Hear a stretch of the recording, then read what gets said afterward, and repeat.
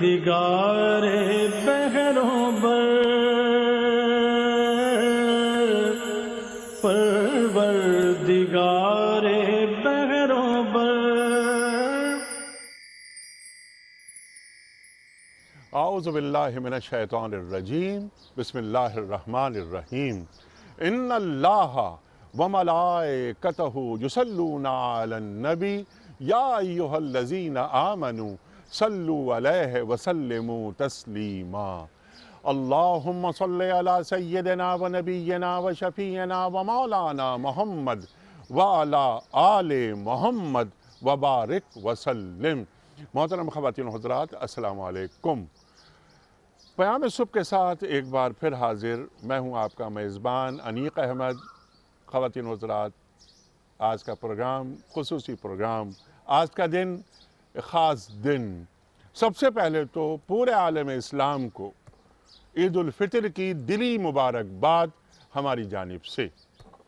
خواتین و حضرات، آج خاص پروگرام پیش کر رہے ہیں ہم کہ یہ آج کا دن، یہ عید الفطر، یہ دن ہم کیوں مناتے ہیں، لیلۃ الجائزہ کسے کہتے ہیں، آج کے دن کے آداب کیا ہیں، کچھ فطرے کی بات بھی ہم اپنے معزز علماء سے سیکھیں گے۔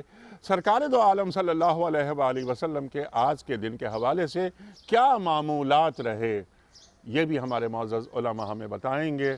خواتین و حضرات، وہ خوشی ہو یا غم، اللہ ہمارے ساتھ ہمیشہ رہتا ہے اور ہم اللہ کے ساتھ رہتے ہیں۔ عید آزاداں شکوہ ملک و دین، عید محکومہ گروہ مومنی۔ خواتین و حضرات، دونوں میں کیا فرق ہوتا ہے، یہ بھی ہمیں بتائیں گے ہمارے معزز علماء۔ چار جیت شخصیات تشریف فرما ہیں۔ محترم مفتی منیب الرحمن صاحب، کون آپ سے واقف نہیں، ہمارے ملک کا ممتاز نام، مقبول نام، تشریف فرما ہے مفتی محمد نجیب صاحب۔ ایک اور جانا مانا نام، مفتی ارشاد احمد اعجاز صاحب، کون آپ سے واقف نہیں، تشریف فرما ہے محترم مولانا شجاع الدین شیخ صاحب، ہمارے ملک کا بہت محبوب، مقبول، ممتاز اور معروف نام۔ آغاز کرنا چاہیں گے مفتی منیب الرحمن صاحب سے۔ مفتی صاحب، سب سے پہلے تو آپ کو عید کی دلی مبارکباد۔ خیر مبارک۔ کیا ہے یہ عید الفطر کا تصور، کیا ہے یہ کانسیپٹ، کیوں ہے یہ دو عیدیں کیوں مناتے ہیں ہم؟ بسم اللہ الرحمن الرحیم، نحمدہ ونصلی ونسلم علی رسولہ الکریم سیدنا و مولانا محمد وعلی آلہ وصحبہ اجمعین۔ انیق احمد صاحب، آپ کا شکریہ۔ آپ کو اور جتنے بھائی اور بہنیں روئے زمین پر جہاں کہیں بھی ہمارے ساتھ شریک مجلس ہیں، سب کو عید سعید مبارک ہو۔ اللہ تبارک و تعالی سب کی عید کو مسرتوں سے اور کامرانیوں سے، راحتوں سے اور رحمتوں سے معمور فرمائے۔ آمین۔ آپ اجازت دیں تو میں کہنا چاہوں گا کہ 75 سال کی زندگی میں شعوری طور پر کئی عیدیں دیکھیں، آئیں اور گزر گئیں، لیکن میری پوری زندگی میں یہ عید جس پس منظر میں آئی ہے، یہ سب سے منفرد اور ممتاز ہے۔ ماضی میں بھی انقلابات بھی آئے، آفات بھی آئیں، مصائب بھی آئیں، مشکلات بھی آئیں، مسرت کے لمحات بھی آئے، لیکن جس پس منظر میں یہ عید آئی، یہ ایک طرح سے سب سے منفرد اور سب سے ممتاز اور سب سے یکتا ہے۔ ماضی میں بھی فرعون بھی گزرے، نمرود بھی گزرے، کسی نے کہا کہ من اشد منا قوہ، ہم سے طاقت میں بڑھ کر کون ہے، किसी ने कहा अना उह्यी व उमीत, अल्लाह अगर तुम्हारा खुदा जलाता और मारता है तो ये कौन सा बड़ा काम है, ये कारनामा तो मैं भी अंजाम दे सकता हूँ।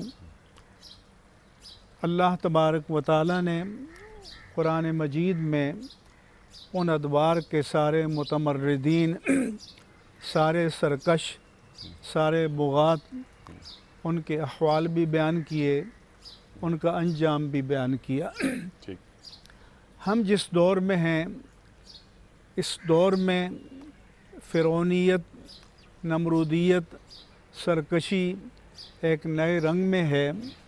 ऐसी क़ुव्वतें मौजूद हैं कि जिन्होंने अपनी दानिश में वो सलाहियत इस्तेमाल कर रही है, वो चाहें तो ज़मीन को तहो बाला कर दें, चाहें तो आबादियों पर वीरानियाँ मुसल्लत कर दें, चाहें तो किसी का नातक़ा बंद कर दें, किसी का मुहासरा कर दें, किसी को महसूर कर दें।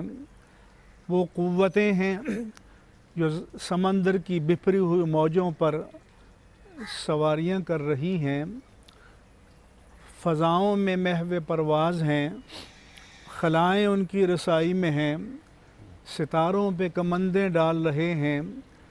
अलगरज़ उनको अपनी ताकत पर इतना नाज है कि जंग शुरू करने से पहले ऐलान करते हैं कि no doubt we will win. इसमें कोई शक नहीं होना चाहिए कि जो जंग बर्पा करने और मसल्लत करने हम जा रहे हैं, मुसल्लत करने, वो हम जीत जाएंगे। मगर अल्लाह की क्या शान, अल्लाह पाक की क्या कुदरत कि ताकत पर नाज करने वालों को, जिनको अपनी साइंसी इल्म, टेक्नोलॉजी पर बड़ा नाज था, उनको एक मामूली सी चीज़ से हिलाकर रख दिया। एक ऐसा जरसूमा कि जो माइक्रोस्कोप के बग़ैर नज़र ना आ सके, उसने इनकी तमाम ताकत के ज़ाम को, ताल्ली को, खुशफहमियों को पारा पारा कर दिया। मैंने पढ़ा कि कहा कि इस कोरोना वायरस ने आलमी मईशत को 5000 अरब डॉलर के बराबर झटका दिया है, और शायद दुनिया की मईशत को एक बार फिर अपने कदमों पर खड़ा होने के लिए 2 साल की मुद्दत और गुज़रे। अलगरज़ कादिर मुतलक ने यह बताया कि जब वो अपनी कुदरत और शान दिखाने के लिए आता है तो फिर वो एक खफीफ से मच्छर से सबको बेबस कर देता है, सबको आजिज़ कर देता है। ठीक। किसी के पास उसका तोड़ नहीं तलाश करने से मिल रहा। ठीक। और गोया कादिर मुतलक ने यह बताया, वो निज़ाम जो ला खुदाई निज़ाम बना रखा था, खुदावंद मुतलक ने वो कुदरत दिखाई, वो ताकत दिखाई कि वो चाहे तो तुम्हारी ताकत को आने वाहिद में नाकाम व नामुराद कर सकता है, मलिया मैट कर सकता है, तखरीब से दो चार कर सकता है। तो फिर अगर तुम्हें होश है, लोग इसे अज़ाब कहते हैं, मैं कहता हूँ इसे आफत कहो, इब्तिला कहो, बला कहो, इम्तिहान कहो, इंतबाह कहो, वार्निंग कहो। तो अल्लाह ने कोई वार्निंग दी है कि तुमने अपनी दानिश में मुझे अपने निज़ाम से ख़ारिज कर दिया, लेकिन अगर मैं अपनी गिरफ्त पे आ गया तो फिर तुम्हारे लिए कोई बचने की कोई गुंजाइश बाकी नहीं रहेगी। आओ एक बार फिर पलट जाओ और उस कादिर मुतलक के सामने अपने अज्ज़ का एतराफ़ कर लो कि जो एक खफीफ से मच्छर से तुम्हारी पूरी दुनियावी हरबी क़ुव्वतों को नेस्त नामुराद कर सकता है और तुम्हें बेबस बना सकता है। अल्लाहु अकबर, रुजू इल्लाह। क्या अच्छा पैगाम आपने दिया आज के दिन, ख़ास तौर पर कि हमें वहीं लौट कर जाना है। मुफ्ती साहब इरशाद फरमाइए कि आज का दिन ख़ास दिन है, मुसलमानों की तारीख़ का आगाज़ कैसे हुआ, ज़रा सा पस मंज़र बयान फरमा दीजिए।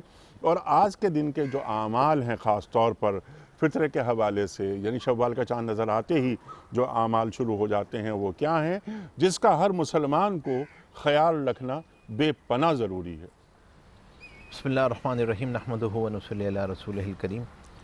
حضرت مفتی صاحب دامت برکاتہم نے جیسے بنیادی بات ارشاد فرمائی کہ ایک تو اس موقع پہ رجوع اللہ ہے، لیکن عید جو ہے وہ اللہ تبارک و تعالی نے مومن کے لیے شکر کی چیز بنائی ہے۔ سبحان اللہ۔ ہماری خوشی جو ہے، خوشی ہو یا غمی ہو، اس میں جو بنیاد پیرامیٹر ہے نا وہ ہے اللہ کا حکم اور حضور پاک صلی اللہ علیہ وسلم کا طریقہ۔ سبحان اللہ۔ تو حضور پاک صلی اللہ علیہ وسلم نے خوشی منانے کا بھی طریقہ دیا اور غم کا بھی بتایا کہ کیا کرنا ہوگا، کس موقع پہ کیا کرنا ہوگا۔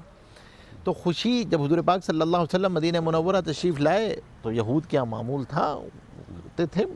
تو حضور پاک صلی اللہ علیہ وسلم نے جب یہ عید کے مواقع آیا، عید کا موقع آیا، تو اس موقع پہ ہمارے پاس کیا تعلیمات ملتی ہیں؟ ہمیں تعلیمات یہ ملتی ہے کہ دیکھو ایک رمضان المبارک کا مہینہ گزرا ہے، ایک رمضان کا مہینہ گزرا، اور اب تمہارے پاس جو ہے اللہ تبارک و تعالیٰ نے ابھی یہ جو رات گزری وہ لیلۃ الجائزہ کی رات تھی، اس پہ اللہ تبارک و تعالیٰ نے اپنے مغفرت کے فیصلے فرما دیے، تم دھل گئے، گناہ تمہارے معاف ہو گئے، نئی زندگی شروع ہو رہی ہے، ایک افطاری تم نے کر لی، لیکن ایک روزہ قائم ہے ابھی، ایک خیال رکھنا، ایک روزہ قائم ہے۔ وہ روزہ تو پھر تم پہ یعنی جب اسرائیل علیہ السلام تشریف لائیں گے وہ روزہ تو اس وقت افطار ہوگا جا کے۔ وہ کیا ہے؟ جن حرام چیزوں کو رمضان میں چھوڑا تھا، حرام سے اجتناب ساری زندگی کے لیے، وہ روزہ تو قائم رہے گا، وہ اللہ کا حکم اپنی جگہ منہیات باقی رہیں گی۔ وہ کیا کیا ہیں؟ یہ نہیں ہے کہ رمضان ختم ہو گیا تو اب جو ہے وہ نہیں، جھوٹ نہیں بولنا ہے، حسد نہیں کرنا ہے، بغض نہیں کرنا، کینہ نہیں، غیبت نہیں، حرام سے اسی طریقے سے بچنا ہے۔ حرام سے بچنے کا روزہ معاملات کی لائن سے ہوں، معاشرت کی لائن سے ہوں، اخلاقیات کی لائن سے ہوں، کھانے پینے کی لائن سے ہوں، کمائی کی لائن سے ہوں، ان سے بچنا ہے۔ تو ایک تو اس بات کا خیال رکھنا ہے۔ دوسرا یہ کہ یہ پورا رمضان گزرا، اس تقوی کے حصول میں ہم نے تمثیلاً صورت اختیار کی کہ اللہ تبارک و تعالیٰ کے خوف کی صورت اختیار کی، نہ کھایا نہ پیا، کوئی نہیں دیکھ رہا ہوتا تھا تب بھی ہم نہیں کھاتے تھے، خالی کمرے میں جا کر بھی نہیں۔ اسی طریقے سے یہ حضوری کی کیفیت باقی رہے۔ تو ایک تو یہ کہ یہ رمضان گزرا، اس نعمت پہ شکر، تو ایک تو عید کا پیغام ہے کہ اللہ کی نعمت کا شکر ادا کرنا ہے۔ نعمت کا شکر کا طریقہ بتلایا کہ نعمت کا شکر کیسے ادا کرنا ہے، اور نعمت کے شکر میں کچھ اعمال بتلائے گئے۔ ایک عمل وہ جس کی طرف آپ نے اشارہ فرمایا کہ بھائی فطرہ دے دو۔ یہ کچھ ساتھیوں نے الحمدللہ، ہمارے یہاں اس کا معمول ہے، اللہ کا کرم ہے، لوگ پہلے ادا کر دیتے ہیں، لیکن اگر ادا نہیں کیا ہے، اگر یہ پہلے ادا نہیں کیا ہے تو نماز سے پہلے اس کو ادا کر دیں۔ اور خاص طور پہ بھائی اس میں کہ ہم نے جیسے الحمدللہ رمضان المبارک میں نمازوں کا اہتمام کیا، اسی طریقے سے اب آگے بھی نمازوں کا اعمال کا اہتمام کرنا ہے۔ یعنی رمضان المبارک کے اثرات شوال میں بھی نظر آئے ہیں۔ شوال میں بھی نظر آنے چاہیے، اس لیے شوال میں ایک شوال کے بھی روزے اس لیے رکھیں اور شوال کے اعمال ہیں، لیکن آج کا دن کا جو خاص عمل ہے وہ کیا ہے؟ وہ اصل یہی ہے کہ بھائی ہم نے جو ہے فجر کی نماز کے بعد سے وہ عید کی نماز کی تیاری ہے، عید کی نماز میں جانا ہے۔ مسنون عمل تو یہی ہے کہ بھائی فجر کے بعد سے ہی جو ہے وہ مسجد میں بیٹھے رہنا، اس کی تیاری کرنا، حتیٰ یہ کہ کوئی نوافل نہیں ہے اس وقت کوئی نوافل نہیں ہے، ذکر ہے، عبادت ہے، دعا ہے، آپ دعا کرتے رہیں، ذکر کرتے رہیں۔ ہاں عید کی نماز کے بعد نوافل ہے، لیکن اس میں اس بات کا، اور اس کے ساتھ ساتھ یعنی پہلی چیز نعمت کا شکر ادا کرنا، اللہ کا شکر ادا کرنا اس دن، اور شکر کے ساتھ ساتھ دوسری بڑی اہم چیز یہ ہے کہ مواخات کو قائم رکھنا ہے، اپنے آس پاس والوں کا بھی خیال کرنا ہے، ہم نے خاص طور پہ غریب رشتہ داروں کا خیال کرنا ہے۔ اگر ہم اپنے غریب رشتہ داروں کا، ہر ساتھی اس کا اہتمام کر لے جو حالات گزرے ہیں، جس کی طرف مفتی منیر صاحب نے اشارہ بھی فرمایا حضرت نے کہ وہ ابتلا کی جو کیفیت گزری ہے اس وقت اور زیادہ ضروری ہے، اور زیادہ ضروری ہے کہ ہم اس پہ قائم کریں، اور صدقات کا، مواخات کا اس موقع پہ خاص طور پہ اہتمام کریں۔ اور کوئی مسئلہ نہیں ہے، کوئی یہ ضروری نہیں ہے کہ بھائی اچھے کپڑے پہننا ہے، کوئی نئے کپڑے پہننا تو نہیں ہے کوئی ضروری، لیکن کم از کم دوسروں کی مدد کرنا وہ زیادہ ضروری ہے، وہ اس وقت زیادہ اہم ہے کہ بھئی ہم ہمارے آس پاس محلے میں کم از کم تلاش کر لیں، غریب رشتہ داروں کو تلاش کر لیں، اور خاص طور پہ میں کہوں گا کہ سفید پوش غریب رشتہ دار جو کبھی اظہار بھی نہیں کرتے، ہاتھ نہیں پھیلاتے ہیں، ان کو تلاش کرنا، اور ان کو تلاش کر کے یہ عید کا پیغام ہے، ان کو تلاش، اور پھر اسی طریقے سے سب سے ملنا، معافی تلافی کرنا، اس موقع پر خاص طور پہ سب کے لیے دعائیں کرنا، اور پھر اس مملکت کے لیے بھی دعا کرنا، اور تصور امت کو بحال رکھنا تصور ہے۔ امت کو بحال رکھنا ہے، جی ہاں، اور اپنی ذاتی حیثیت میں اور کچھ نہ کر سکیں تو امت کے لیے ہاتھ ہی اٹھ جائیں دعا کے لیے، سبحان اللہ، امت کے لیے دعا ہی کر لیں ہم سبحان کم از اللہ، کم۔ سبحان تو اللہ، اس بات کا یہ عید کا خاص طور پہ عید کا پیغام ہے۔ سبحان اللہ، سبحان اللہ، اللہ اکبر، اللہ اکبر۔ ایک تصور امت وہ بھی اجاگر ہوتا ہے۔ تو عید کی نماز اسی لیے باہر کھلے میدان میں پڑھی جائے، تاکہ معلوم ہو کہ ہاں یہ نماز، یہ شکوہ ہے، مومنی سامنے آ رہا ہے۔ ارشاد فرمائیے، اور بہت اہم بات فرمائی کہ اطراف میں جو رہنے بسنے والے لوگ ہیں، ان کی اگر مالی حالات ذرا کمزور ہیں، ان کی مدد بھی کی جائے، اور اپنی خوشیوں میں انہیں بھی شریک رکھا جائے۔ ارشاد۔ بسم اللہ الرحمن الرحیم، نحمدہ و نصلی علی رسول الکریم، اما بعد۔ انیق صاحب، ایک بات تو مفتی صاحب، اللہ تعالیٰ بہت جزائے خیر دے، مفتی صاحب نے فرمائی کہ جتنی بھی خوشیاں ہیں، جتنی بھی غم ہیں، ہمارے دین کی تعلیم یہ ہے کہ انسان کا رجوع اللہ ہو، اللہ کی طرف رجوع ہو۔ ہمارے دین کی خصوصیت ہے کہ اللہ کے نبی صلی اللہ علیہ وسلم نے فرمایا صلی اللہ علیہ وسلم۔ صحابہ کرام سے کہ ہر قوم کے یہاں ایک تہوار ہوتا ہے، ہمارا یہ تہوار ہے، اور مسلمانوں کی جو خوشی ہوتی ہے اس کا آغاز اللہ کے ذکر، اللہ کے رجوع سے ہوتا ہے۔ اور یہ وہی بات ہے کہ جب انسان کو خوشی ہو یا انسان کو غم ہو، تکلیف ہو، ہر صورت میں اللہ کی طرف رجوع کرتا ہے۔ تو ایک بات تو یہ ذہن میں رکھنی چاہیے کہ رجوع اللہ، اور رجوع اللہ کے بارے میں ہم اپنے ان پروگراموں میں پہلے بھی یہ بات آ چکی ہے کہ رجوع اللہ کا مفہوم جو آج لوگوں نے دین کو خانوں میں بانٹ کے محدود کر دیا ہے کہ رجوع اللہ کا مطلب صرف یہ ہے کہ انسان مسجد میں جا کر بیٹھے، ایسا نہیں ہے۔ انسان کی خوشی ہو، انسان کا غم ہو، اس کا میل جول ہو، ہر چیز کے اندر اللہ کا ذکر، اللہ کی یاد، ابھی جن حالات سے ہم گزر کر آئے ہیں اس کے اندر اللہ کی طرف رجوع۔ تو ایک تو یہ پیغام ہوتا ہے ہر خوشی کا۔ دوسری بات کہ اس خوشی کے اندر اللہ کے نبی صلی اللہ علیہ وسلم نے اس چیز کو پسند فرمایا کہ ہم اپنی خوشی میں اور لوگوں کو اس طرح سے شریک کریں کہ جو ضرورت مند ہیں ان کے لیے ہم اپنے مال میں سے کچھ حصہ رکھیں۔ ان حالات کی وجہ سے بہت سارے لوگوں نے اپنے مال میں سے یہ چیزیں جو صدقہ فطر نکال دی ہیں، لیکن اگر کسی نے نہیں نکالی تو وہ اب بھی نکال سکتا ہے۔ اور دوسری بات، صدقہ فطر کے حوالے سے علماء کرام بڑی اہم تنبیہ پچھلے سالوں سے خاص طور پہ کر رہے ہیں کہ ہمارے یہاں صدقہ فطر عام طور پہ یہ سمجھا جاتا ہے کہ صدقہ فطر صرف گندم کی مقدار سے ادا کرنا چاہیے، حالانکہ اللہ کے نبی صلی اللہ علیہ وسلم نے جو اس کی چیزیں بیان فرمائی ہیں 4-5، وہ انسان کے مالی حیثیت کے اعتبار سے اس میں فرق ہے۔ تو اس کو لوگوں کو چاہیے کہ اس کا خیال رکھیں۔ اگر خود گھر میں وہ اچھا کھاتے ہیں، اچھا پہنتے ہیں، اللہ نے بڑا کر دیا ہے، صاحب حیثیت بنایا ہے، تو پھر وہ صدقہ فطر گندم کے بجائے اور چیزوں سے ادا کریں، یعنی اور چیزوں سے مراد جس کے یہ اندر کہ چھوارے ہیں، جس کے اندر کشمش ہے، جس کے اندر کھجور ہے، اور جس کے اندر جو شامل ہے، بعض روایات کے اس کے اندر پنیر کا بھی آتا ہے۔ تو ان کے اندر ہے، ان کی مختلف مقدار ہیں جو کہ 100 روپے سے لے کر 2000-2500 تک بھی چلی جاتی ہیں اور آگے بھی چلی جاتی ہیں۔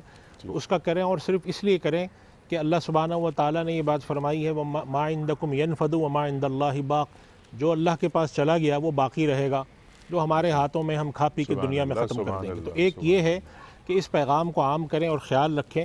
اور ایک اور بات جس کی تلقین ہمارے خصوصاً صوفیاء کرام اور مشائخ کرتے ہیں کہ جب اللہ کے یہاں دینے کا معاملہ آئے تو اس میں بہت گن کے نہیں دینا چاہیے، بڑا حساب کر کے کہ بھئی ہمارے اگر 280 روپے بنتے ہیں تو ہم 280 روپے دیں، آپ 200 روپے دیں، 280 دیں یا 400 دیں، یہ ہمارا ہی فائدہ ہے۔ اللہ نے اپنے پاس سے بڑا فضل یہ کیا ہے کہ جو فرائض اس نے ہم پر عائد کیے ہیں، جب ہم وہ انجام دیتے ہیں تو وہ اس کے بدلے میں ہمیں نیکی عطا فرماتا ہے، یہ اس کا بڑا کرم اور احسان ہے۔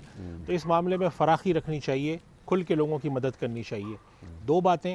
تیسری بات کہ ایسے خوشی کے موقع کے اوپر ہمیں اپنے اندر ملک اور ملت کا تصور، اجتماعیت کا تصور ہے، اس کو عام بھی کرنا چاہیے۔ پاکستان کے لیے، مسلمانوں کے لیے دعائیں بھی کرنی چاہیے، اور ایسے موقع پر اللہ تعالیٰ نے جو ہمیں نعمت عطا فرمائی ہیں اجتماعی، ان کا شکر ادا کرنا چاہیے۔ ہم اس دور میں جب ہم عید منا رہے ہوتے ہیں تو ہم پاکستان میں جس آزادی کے ساتھ اور سہولت کے ساتھ عید مناتے ہیں، اور بہت سارے ہمارے پڑوسی ملک بھی ہیں اور اسلامی ملک ہیں، وہاں پر کیا حالات ہیں کہ وہاں پر لوگ نماز ادا نہیں کر پاتے ہیں، لوگوں کے وہاں مختلف قسم کے مسائل ہیں، مشکلات ہیں۔ تو ایک اس چیز کے پر بھی ہمیں شکر ادا کرنا چاہیے اور شکر کی کیفیت ہو۔ اور اللہ سبحانہ و تعالیٰ نے حضرت داؤد علیہ السلام کی آل اور اولاد کو حکم دیا تھا اعملوا آل داؤد شکرا، شکر کے کام کرو۔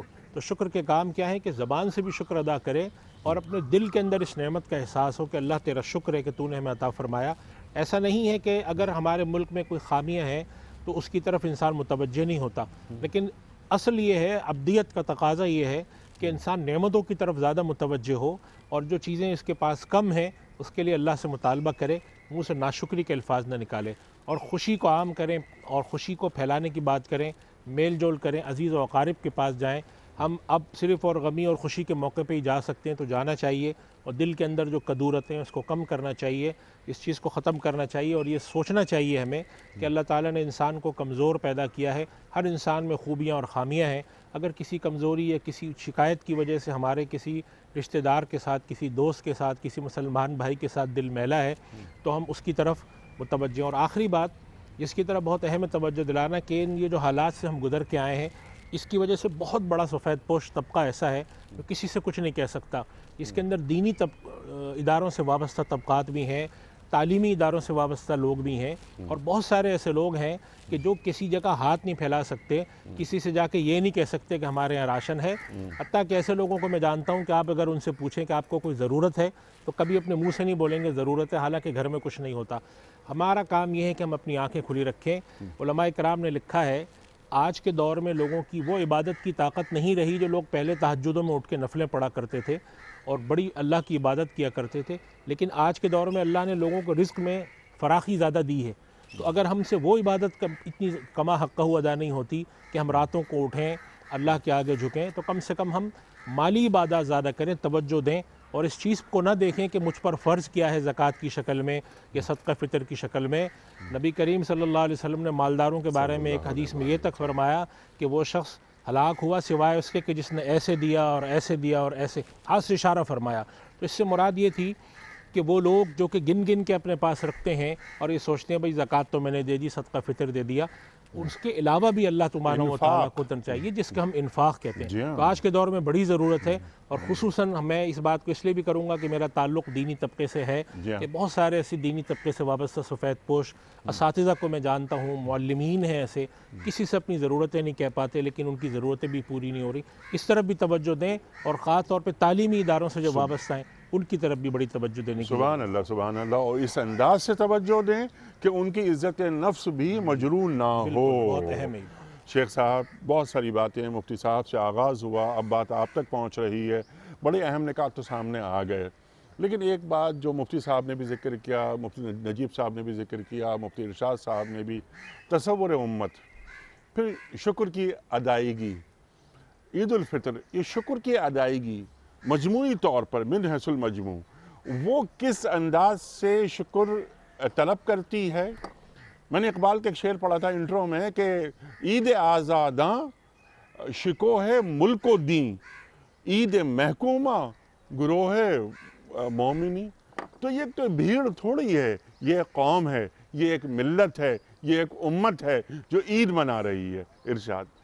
بسم اللہ الرحمن الرحیم. اللہم صلی علی محمد وعلی آل محمد وبارک وسلم. بڑی قیمتی باتیں ہمارے سامنے آئی ہیں. انیسہ دو تین باتوں کو میں بھی چاہتا ہوں کہ ان مفتیان کرام کی باتوں میں مزید ہم تھوڑا اضافہ کر لیں. ہم جس دین کے ماننے والے ہیں یہ دین فطرت ہے، اور اللہ تعالیٰ نے انسانوں کے فطری جذبات کا لحاظ رکھا. عید کا لفظ جو ہے عربی زبان کا لفظ ہے، وہ جو لوٹ کر آتی ہے، اور ہر انسان کی فطری خواہش ہوتی ہے کہ اس کے لیے کوئی موقع ایسا آئے کہ وہ خود بھی خوشی منا سکے اور دوسروں کو بھی اپنی خوشی میں شریک کر سکے. پھر اللہ تعالیٰ نے جو ہمیں دو عیدیں عطا فرمائی، بڑی بامقصد عطا فرمائی. رمضان المبارک کے مہینے کی عظیم عبادات مکمل ہو رہی ہیں، عید الفطر عطا ہو رہی ہے. وہاں حج کی عبادت کی تکمیل ہو رہی ہے، عید الاضحیٰ عطا ہو رہی ہے. ایک طرف تو یہ انداز دیکھیے کہ ان دونوں مواقع کو جو خوشی کے مواقع ہیں ہمارے دین نے بامقصد بنایا. پھر ایک اور انداز سے دیکھیں، حقوق اللہ کی بھی ادائیگی ہو رہی ہے، حقوق العباد کی بھی ادائیگی ہو رہی ہے.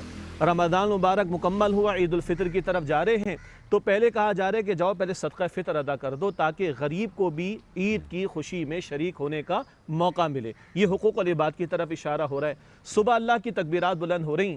مفتی صاحب ارشاد فرما رہے تھے جو ایک آزمائش کا معاملہ گزرا اور دنیا کے بڑے بڑے سرکشوں اور تکبر کرنے والوں کو پاش پاش کر کے رب کائنات نے رکھ دیا.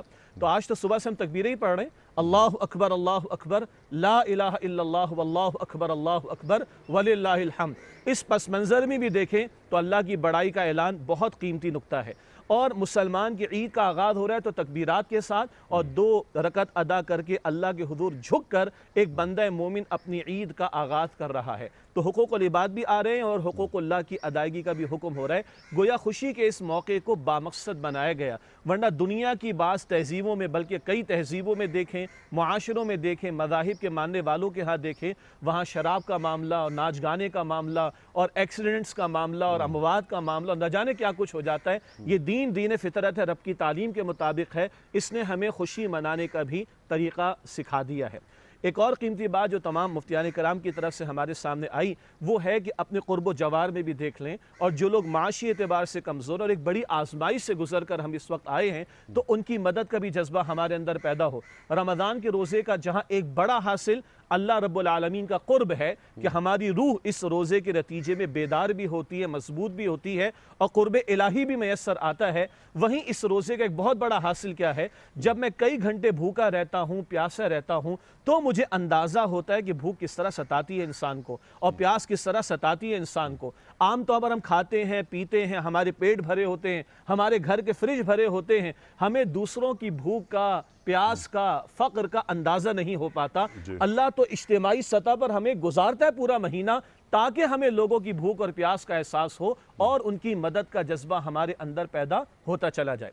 ایک بار مفتی نجیب صاحب نے اشارہ فرمایا تھا کہ ایک روزہ تو چلیے رمضان مبارک کا ختم ہو گیا، مگر ایک روزہ پوری زندگی کا جاری ہے۔ روزے کا حاصل کیا بتایا گیا؟ لعلکم تتقون، تاکہ تمہارے اندر تقوی پیدا ہو جائے۔ اور پوری زندگی کا روزہ کیا ہے؟ سورہ آل عمران آیت نمبر 102 میں یا ایھا الذین آمنوا اتقوا اللہ حق تقاتہ ولا تموتن الا وانتم مسلمون، اے ایمان والو اللہ کا تقوی اختیار کرو، اللہ سے ڈرو جیسا کہ اللہ سے ڈرنے کا حق ہے، اور تمہیں موت بھی آئے تو اسلام کی حالت پر آئے۔ یہ پوری زندگی کا روزہ کیا ہے؟ اللہ تعالیٰ اور اس کے پیغمبر علیہ السلام کی منع کردہ باتوں سے اپنے آپ کو بچانا۔ جیسے یہ رمضان کے مہینے کے روزے ہم نے رکھے، کھانا نہیں کھا سکتے، پینا اس کو استعمال نہیں کر سکتے، زوجین کا تعلق قائم نہیں کر سکتے، یہ منع کر دی گئی باتیں۔ اسی طرح پوری زندگی میں کیا ہے؟ اللہ اور اس کے رسول علیہ السلام نے کچھ باتوں کو حرام قرار دیا۔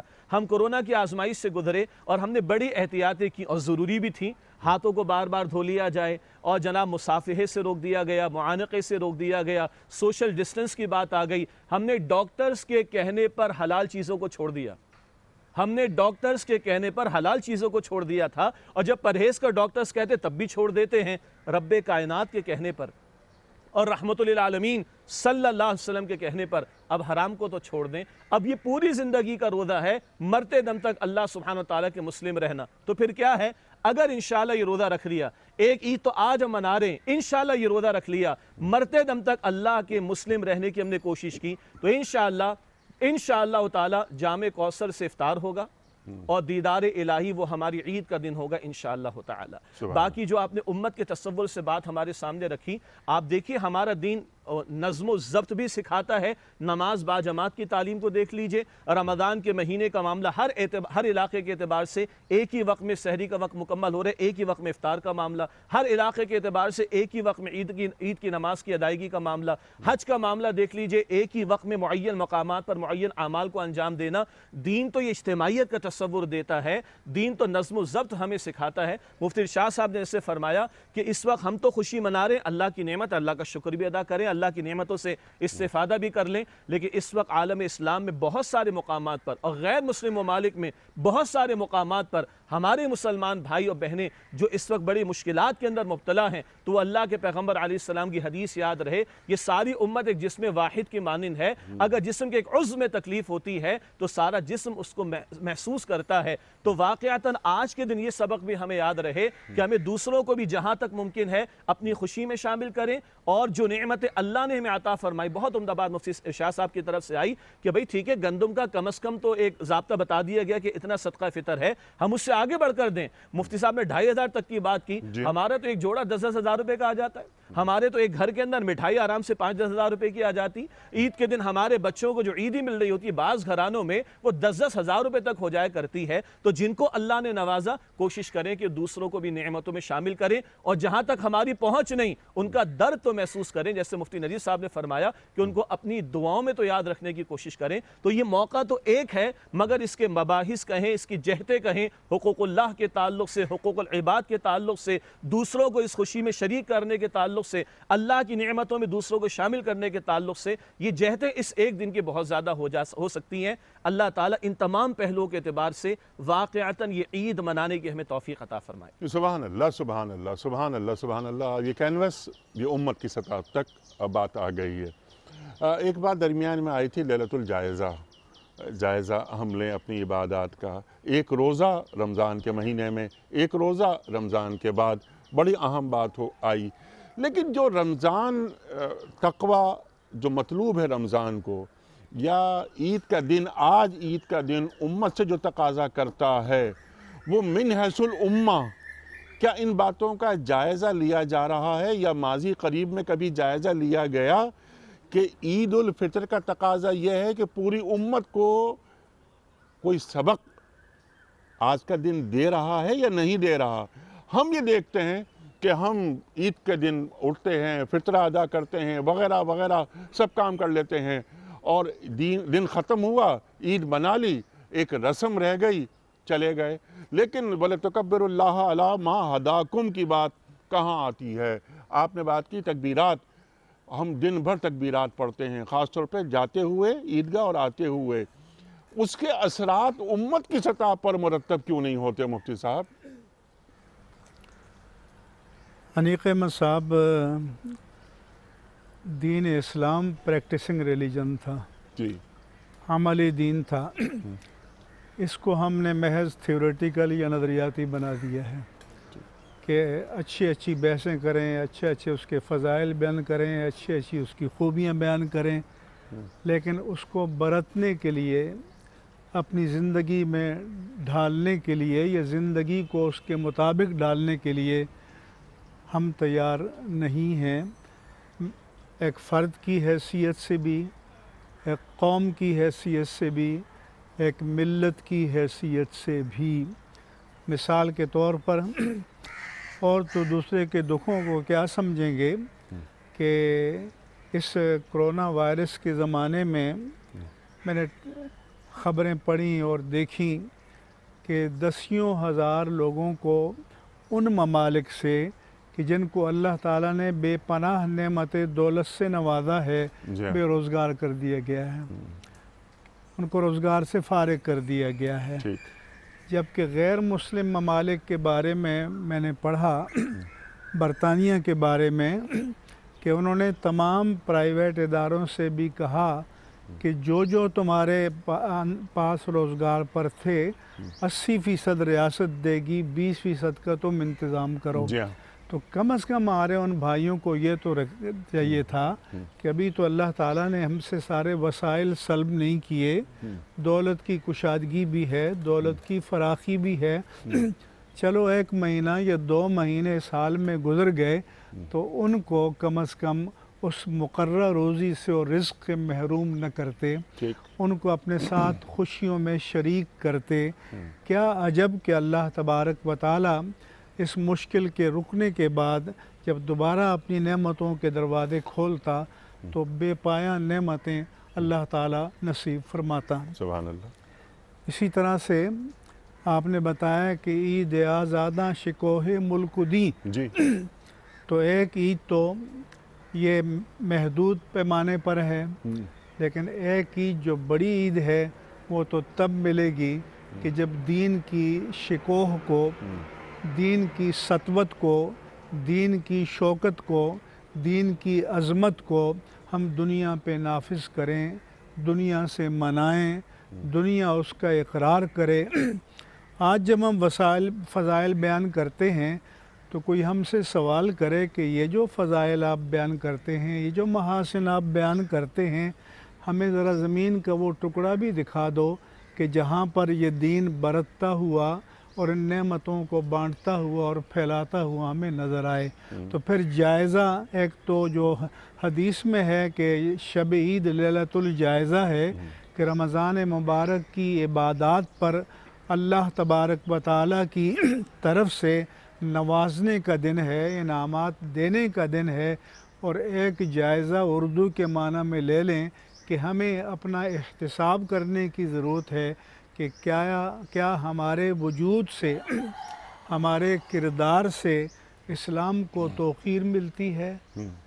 کیا ہمارے انفرادی اور اجتماعی کردار سے اسلام کی شان بلند ہوتی ہے یا ہم اسلام کو بے توقیر کر دیتے ہیں؟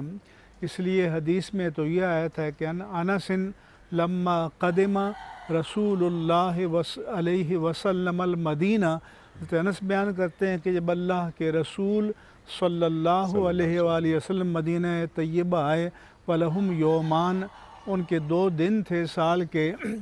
آپ نے پوچھا کہ ما ھذان الیومان، یہ 2 دن کیا ہیں؟ تو ان لوگوں نے جواب دیا کہ کننا نلب فیہما فی الجاہلیہ، ہم زمانہ جاہلیت میں رنگ رلیاں ملاتے تھے، شراب و کباب کی محفلیں ہوتی تھیں، رقص کی محفلیں ہوتی تھیں، گانے بجانے کی محفلیں ہوتی تھیں۔ تو اللہ کے رسول نے فرمایا قد ابدلکم اللہ منہما یوم الاضحیٰ و یوم الفطر، اب تمہاری خوشی شراب و کباب میں نہیں ہے، رقص و سرود میں نہیں ہے، اب تمہاری خوشی جو ہے اللہ کی بارگاہ میں سرب سجود ہونے سے ہے۔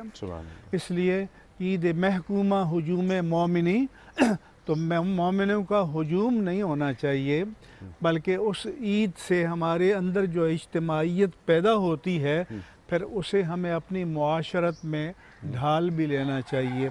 اور جیسے بار بار یہاں کہا گیا کہ اور اللہ نے قرآن مجید میں فرمایا کہ جب تم دکھی انسانوں کے دکھوں کا ازالہ کرنے کے لیے چلو تو سب سے پہلے ان کو ترجیح دو کہ لا یسألون الناس الحافا، کہ جو لوگوں سے گڑ گڑا کر سوال نہیں کرتے، یحسبہم الجاہل اغنیاء من التعفف، ان کی عزت نفس کی وجہ سے، ان کی عفت کی وجہ سے، جو ان کے حال سے واقف نہیں ہے، سمجھے گا یہ تو بڑا غنی ہے، یہ تو بڑا بے نیاز ہے۔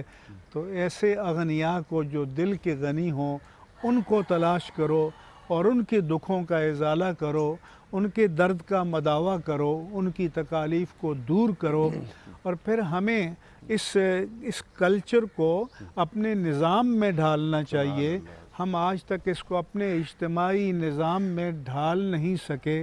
یہی وجہ ہے کہ جب کئی ایسے مقامات آئے کہ جی کچھ لوگوں کے لیے چیزیں بٹ رہی تھیں تو لڑ پڑے، ایک دوسرے سے الجھ پڑے، ٹوٹ پڑے، تو پھر ہم میں صبر بھی ہونا چاہیے، استقامت بھی ہونی چاہیے، عزت نفس بھی ہونی چاہیے، اور تقسیم کرنے والوں کو بھی دیکھنا چاہیے کہ ہم کون سا میکینزم اور کون سی سائنس اور کون سا طریقہ کار استعمال کریں کہ جس سے ملک کا جو چہرہ جو ہے باوقار انداز میں دنیا کے سامنے آئے، بجائے اس کے کہ ہم تصویریں بنائیں اور شوشہ کریں اور اپنی شان دکھائیں، بلکہ اللہ کی بارگاہ میں اپنی شان بلند کرو اور دنیا کی شانوں کو اس عاقبت کی عزت پر قربان کرو۔ سبحان اللہ، سبحان اللہ۔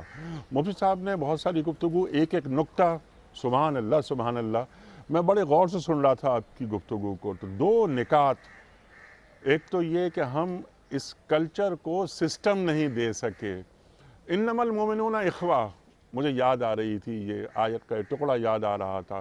تو یہ ایک اخوت کا نظام جو آج کا دن، مجھے آپ کہنے دیں، یہ ارشاد یہ کہہ دوں کہ اللہ کے رسول نے فرمایا تھا کہ سبۃ یظلہم اللہ یوم القیامہ یوم لا ظل الا ظلہ، کہ 7 طبقات کے افراد وہ ہیں کہ جب قیامت میں کسی کے لیے کوئی سائبان نہیں ہوگا، اللہ تعالیٰ اپنے سائبان رحمت میں انہیں پناہ عطا فرمائے گا۔ ان سے ہے کہ رجل قلبہ معلق بالمساجد، وہ شخص کہ جس کا دل مسجد میں اٹکا ہو، عبادت کر کے نکلے لیکن چین نہ آئے کہ کب دوبارہ بلاوا آئے گا، تو کئی دن مسجد سے دور رکھا گیا ہے۔ وہ مسجدیں آپ کے سجدوں کو ترس رہی ہیں، ان کی قضائیں بھی آپ کو مسجد میں جا کر ادا کرنا چاہیے، اور پہلے سے زیادہ مسجدوں کو آباد کرنا چاہیے تاکہ پتہ چلے کہ مومن کے دل سے مسجد کی محبت کو نکالا نہیں جا سکتا، اور مسجد کو مرکزی مقام حاصل ہے۔ اللہ اکبر۔ مفتی صاحب کنکلوڈ فرما دیجیے آج کے پروگرام کو۔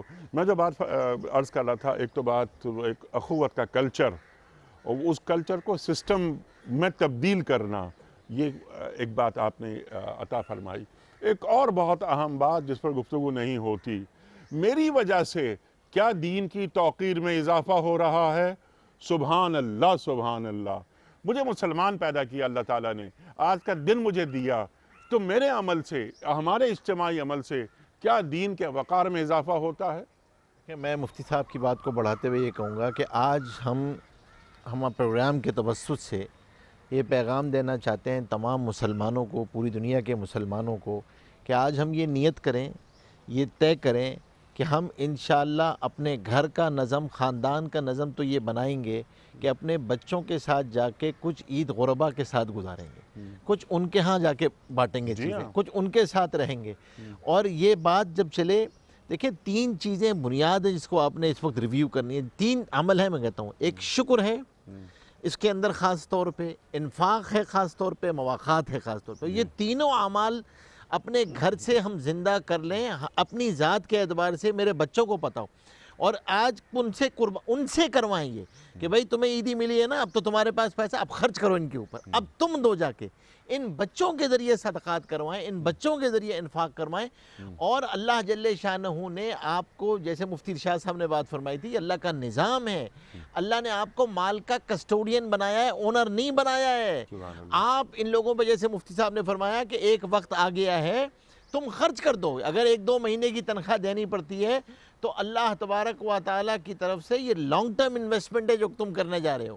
ہاں سودا بن دیکھے کا ہے، لیکن مالک ایسا اتنا دیتا ہے، اللہ جل شانہ اپنے کھاتے میں نہیں رکھتے، مرنے سے پہلے ریمبرس ہو جائے گا، اپنے کھاتے میں نہیں رکھیں گے، 10 گنا زیادہ کر کے تمہیں لوٹا دیں گے۔ اور الراحمون ارحموا من فی الارض یرحمکم من فی السماء، اگر تم چاہتے ہو، ہم کشکول لے کے کھڑے ہوتے ہیں نا، حکومت کے سامنے کوئی کھڑا ہوگا، کوئی ایکسپورٹر کھڑا ہوگا، یہ کر دیں یہ، ارے اگر اللہ تبارک و تعالیٰ سے اپنے کاروبار میں برکت لینا چاہتے ہو تو اللہ کی مخلوق پہ رحم کرو، خرچ کرو، یہ موقع ہے، یہ موقع ہے، یہ خرچ کرنے کا موقع ہے، یہ موقع اس وقت ہم نے خرچ کر لیا انشاءاللہ تو اللہ تبارک و تعالیٰ ہماری روزی میں بھی برکت دے گا، اور یہ نعمت کا شکر ہے۔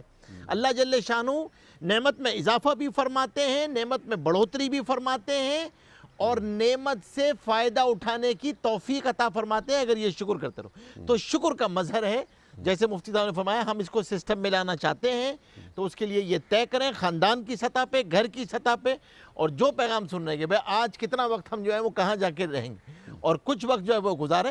اسی طریقے سے کچھ اب تک بیمار ہیں، کچھ اسپتالوں میں ہیں، یہاں میں ساتھیوں سے کہا کرتا ہوں یہ کراچی بڑا شہر ہے، یہاں سول اسپتال، یہاں مسافر ہیں، کچھ ہیں، ان کے ساتھ جا کے عید گزارو، ان کے ساتھ رہیں، مسافروں کے ساتھ، تاکہ آپ کے پاس ایک امت پناہ جو اپنے بچوں میں پیدا کرنا چاہتے ہیں، امت پناہ، اس کا بیج آج ہم ڈال دیں، اور آج سے اپنا زاویہ نگاہ تبدیل کر لیں۔ بہت سارے مریض مسافر ہیں، اندرون سندھ سے آئے ہیں، پاکستان سے آئے ہیں، بلوچستان سے آئے ہیں، وہ تو ان کا حق ہے ہم پہ۔ جی ہاں، اور وہ ہاسپٹلز میں لیٹے ہوئے ہیں، ان کے اہل خانہ ان کے قریب نہیں ہیں، اور ان کا یہ عید کا دن ہاسپٹل میں گزر رہا ہے۔ اور کیا مفتی ارشاد صاحب اچھی بات فرمائی مفتی نجیب صاحب نے کہ اپنے بچوں کو لے کر جائیں ساتھ، اور اپنے بچوں کے ہاتھوں سے انہیں تحائف دیں۔ وہ ہمارے جو اولڈ ایج ہاؤسز ہیں یہاں پر، ایک تو یہ کہ اولڈ ایج ہاؤسز ہونے ہی نہیں چاہیے مسلمان معاشروں میں، لیکن ہم دیکھتے ہیں کراچی میں بھی اولڈ ایج ہاؤسز ہیں، تو بچے جائیں، دیکھیں کہ دیکھو یہ لوگ بھی عید منا رہے ہیں، تمہارے پاس عیدی ہے تو اس عیدی کو ان کو دو، اپنی خوشیوں میں انہیں بھی شریک کرو۔ کیا فرمائیں گے؟ جی بالکل انیق صاحب، جو مفتی صاحب نے بات فرمائی، مفتی صاحب منیب الرحمان صاحب نے بھی بات فرمائی، ہمیں ان چیزوں کی طرف توجہ دینے کی ضرورت ہے۔ یہ مواخات یا امت پناہ یا بھائی چارگی یا ملکی سطح پر جو میل جول ہے، اس کا ایک بڑا اہم طریقہ یہ ہے کہ ایک تو یہ ہے کہ ہم مریضوں کا خیال رکھیں، ضرورت مندوں کا خیال رکھیں، اور دوسری بات جس طرح مفتی صاحب نے توجہ دلایا، بڑی اہم بات ہے۔ ایک انیق صاحب، ہم جس شہر میں کراچی ہیں، لاہور ہیں، اسلام آباد ہے، پاکستان کے 10-15 بڑے شہر ہیں جن کے اندر پاکستان کا سب سے خوشحال طبقہ رہتا ہے، اور ہم لوگوں کے ساتھ دشواری اور مشقت یہ ہے کہ یہاں پر لوگ اگر خیراتی کام کرتے ہیں تو چند اداروں کے ذریعے کرتے ہیں، اور ہمیں ایسی خبریں ملنے کو آئیں، رپورٹیں ملیں کہ بہت سارے ایسے لوگ ہیں کہ جنہوں نے اپنے پاس اس طرح کی امدادی سامان 1-2 مرتبہ سے زیادہ لے کر اپنے پاس جمع کر لیے، ضرورت مندوں تک نہیں پہنچی۔ تو ایک ہمیں اس طرح کا نظام وضع کرنے کی بھی ضرورت ہے کہ امیر کبیر شہروں سے یہ نکلے ان شہروں میں ان علاقوں میں بھی جا کر دینے کی ضرورت ہے کہ جہاں جو ویسے ہی پاکستان کے غریب علاقے ہیں اور آج وہاں پر ان کو جو دہاڑی دار مزدور ہیں جو پورے دن دہاڑی کماتے ہیں 200-250 روپے، آج ان کے پاس وہ بھی کمانے کو نہیں ہے. اس سطح پر بھی ہمیں فکر کرنے کی ضرورت ہے. ہمارے یہاں جو مہمان ان بڑے شہروں میں آئے ان کی فکر کرنے کی ضرورت ہے. بچوں کے اندر انفاق پیدا کرنے کی، اور جس طرح مفتی صاحب نے توجہ دلائی بچوں کو بھی مسجد سے جوڑنے کی ضرورت ہے. یہ مساجد جو ہیں یہ اللہ کا گھر ہیں، ان کے ساتھ ایک تعلق قائم کریں. ہم عید کے بعد ان کے ہاں اس کے اندر تعلق قائم کریں، بچوں کو بھی لے جایا کریں کہ یہ اللہ کے گھر ہیں. تو اگر ہم امت کی سطح پر یہ جوڑ پیدا کریں، انفاق کی کیفیتیں پیدا کریں، تو امید ہے کہ ہم اس طرح کی امت بننے کی کچھ کوشش کریں گے جیسے اللہ کے نبی صلی اللہ علیہ وسلم نے ہمیں امت بننے کی تعلیم دی کہ مسلمان آپس میں ہیں، ایک جسد واحد کی طرح ہیں. جو شجاع الدین شیخ صاحب نے یہ حدیث بھی پڑھی کہ اگر ایک کو تکلیف ہوتی ہے سب کو ہوتی ہے. ہم امت کی سطح پر اب بھی کسی دشواری اور مجبوری کی وجہ سے نہیں بھی جا سکتے، تو کم سے کم ہم جہاں تک جا سکتے ہیں، جہاں تک ہمارا اختیار ہے، کم سے کم ملک کی حد تک تو ضرور ہے، ہم اس کے اندر بھی جا کر اس کی کوشش کریں. مزید اپنے دائرے کو، انفاق کو پھیلانے کی کوشش کریں، خیر خواہی کو پھیلانے کی کوشش کریں، اور دین کی سربلندی اور پشتیبانی کا کام کریں. یہ بات ہمیں یاد رکھنی چاہیے کہ دین کی سربلندی اور پشتیبانی یہ ہے کہ جو دین کے شعائر ہیں اور دین کی جو مبادی ہیں، جو بنیادیں ہیں، وہ ہمارے بچوں کے اندر بیٹھی ہوئی ہوں. جس طرح سے خدا بیزار معاشرے کو آج کل دنیا میں فروغ دیا جا رہا ہے، اور دنیا کی یہ بڑی بڑی طاقتیں جن کو اللہ سبحانہ و تعالیٰ نے طاقت عطا فرمائی اور وہ اللہ کے مقابلے میں کھڑی ہیں، اور اللہ خدا بیزار معاشرہ بنایا جا رہا ہے، یہ ہماری اجتماعی ذمہ داری ہے کہ ہم خدا بیزار معاشرہ نہ بننے دیں. اور وہی بات جو جس آیت کی طرف شجاع الدین شیخ صاحب نے اشارہ فرمایا تھا وَلَا تَمُوتُنَّ إِلَّا وَأَنْتُمْ مُسْلِمُونَ، کہ اس دنیا سے جس وقت جانا ہو تو ہمارا شمار ان لوگوں میں ہو جو خدا کے آگے سر جھکانے والے ہیں، چاہے ہمارے ساتھ کچھ گناہ بھی ہوں، لیکن اگر خدا کے آگے سر جھکانے والوں میں ہمارا حشر ہے تو اس کا مطلب ہے کہ ہم قیامت کے دن ان کے جھنڈے کے تلے ہیں جو کہ صدیقین ہیں، شہداء ہیں، انبیاء ہیں. اور اگر ہمارا شمار خدا کے باغیوں میں ہے تو پھر ان لوگوں میں ہے جو کہ شیطان کے پجاری ہیں اور جن کا حشر فرعون اور حامان کے ساتھ ہوگا. یہ ہماری ایک انفرادی، اجتماعی، خاندانی سطح پہ، ملک کی سطح پہ ذمہ داری ہے، اور اس ذمہ داری کو اگلی نسل کو ان خوشی کے مواقع پہ، غم کے مواقع پہ جتنا منتقل کریں اتنا کم ہے، اور ہم اسی طرح اپنے فریضے سے سبکدوش ہوں گے. سبحان اللہ، سبحان اللہ، سبحان اللہ. مفتی ارشاد صاحب میں آپ کا بڑا شکر گزار. مفتی منیب الرحمان صاحب آپ کا بڑا ممنون. مفتی نجیب صاحب سبحان اللہ، سبحان اللہ. شیخ صاحب جزاک اللہ، جزاک اللہ. خواتین و حضرات، یہ خصوصی پروگرام عید الفطر کے حوالے سے ہم نے پیش کیا آپ کی خدمت میں. بڑی اہم گفتگو، وہ فرد کا معاملہ ہو یا کسی معاشرے کا معاملہ ہو، ریاست کا معاملہ ہو یا امت کا معاملہ. ہمارا دین، جیسا کہ ہم اور آپ جانتے ہیں کہ ہمارا دین مکمل ہے. عید الفطر بڑے تقاضے لے کر آتی ہے. ہم روز نماز پڑھ لیتے ہیں مسجد میں، جمعہ کی نماز میں بڑا مجمع ہوتا ہے، عید کی نماز میں اور بڑا مجمع ہوتا ہے. یہ تقاضا کرتا ہے کہ ملک و ملت کے مسائل وہ ڈسکس کیے جائیں، اور اگلی عید پر پھر ان کا ایک ناقدانہ جائزہ لیا جائے کہ ہم اپنے کتنے اہداف میں کامیاب ہو گئے، کتنے اہداف امت کی سطح پر رہ گئے ہیں.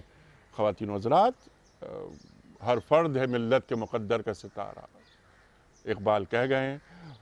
بہت ساری باتیں مزید ہو سکتی ہیں لیکن وقت مکمل ہوا ہمارے آج کے پروگرام کا. اپنے میزبان انیق احمد کو اجازت دیجیے، اور ایک بار پھر آپ سب کو عید الفطر کی دلی مبارکباد. خدا حافظ. پروردگار بحر و بر